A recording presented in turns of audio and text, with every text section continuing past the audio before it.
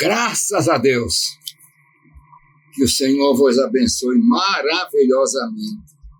Eu quero chegar até você com a palavra de Deus que está escrita em Romanos, capítulo 3, e eu quero começar a ler do versículo 23 e até o versículo 25, e diz assim: porque todos pecaram e destituídos estão da glória de Deus, sendo justificados gratuitamente pela sua graça, pela redenção que há em Cristo Jesus, ao qual Deus propôs para propiciação pela fé no seu sangue, para demonstrar a sua justiça pela remissão dos pecados, dantes cometidos sob a paciência de Deus. Oh, que bênção, né?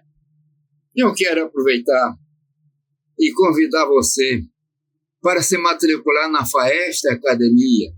E aí você vai aprender mais um pouquinho da palavra de Deus. Isso é bom. Nós precisamos estudar, meus irmãos. E não esqueça de deixar o seu like e se inscrever no canal. Então vamos agora nesta proposta. Aqui nós encontramos que a palavra no versículo 25 está dando a respeito de ao qual Deus propôs. Deus fez uma proposta.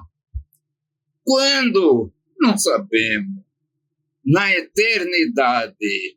Porque este é um assunto agora dessa proposta. Na eternidade. No seio da Trindade Divina. O Pai, o Filho e o Espírito Santo. Que não são três deuses. É um Deus só. Mas três pessoas da mesma substância, meus irmãos, da mesma essência.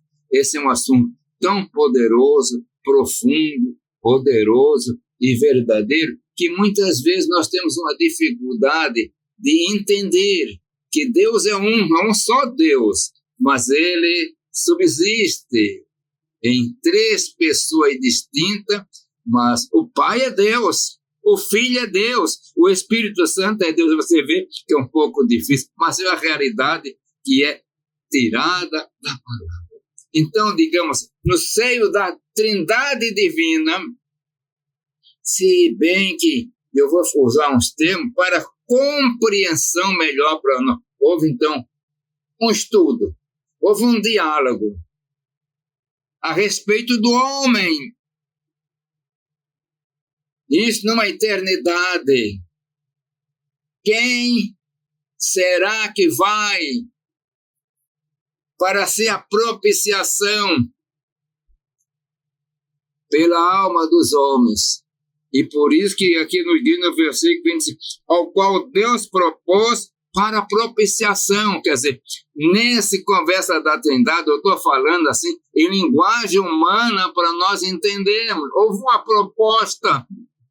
E Jesus, o nosso Senhor, que também é Deus, aceitou ele vir fazer a propiciação. O que é a propiciação, meus irmãos? E diz a palavra, o qual Deus propôs para propiciação pela fé no seu sangue.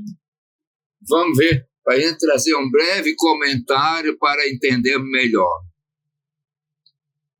Nos tempos do Velho Testamento, então tinha o dia chamado Yom Kippur, o dia da expiação. O sacerdote, então, naquele dia, o sumo sacerdote, ele entrava lá no Santo dos Santos e levava numa bacia sangue e ficava com a ponta dos dedos salpicando sobre a tampa da arca do concerto. Ali estava fazendo que é propiciação. Ou também mistura com um pouco de expiação. O que é essa propiciação? Aquele sangue daquele animal que era derramado estava sendo propiciado, estava sendo assim, espargido sobre a arca para cobrir. Então a propiciação também é alguma coisa como cobrir, fazer expiação. Em outras palavras, tornar-se agradável diante de Deus. Então, com aquele ato do sumo sacerdote, ele estava tornando para Deus ficar agradável para com seu povo. A propiciação significa também que o sangue foi derramado para cobrir o pecado de alguém, ali era da nação. E Jesus, ele morreu para propiciação por nós, como diz a palavra, propiciação pela fé no seu sangue. E com isso estava demonstrando a justiça de Deus pela remissão dos pecados dantes cometidos sob a paciência de Deus.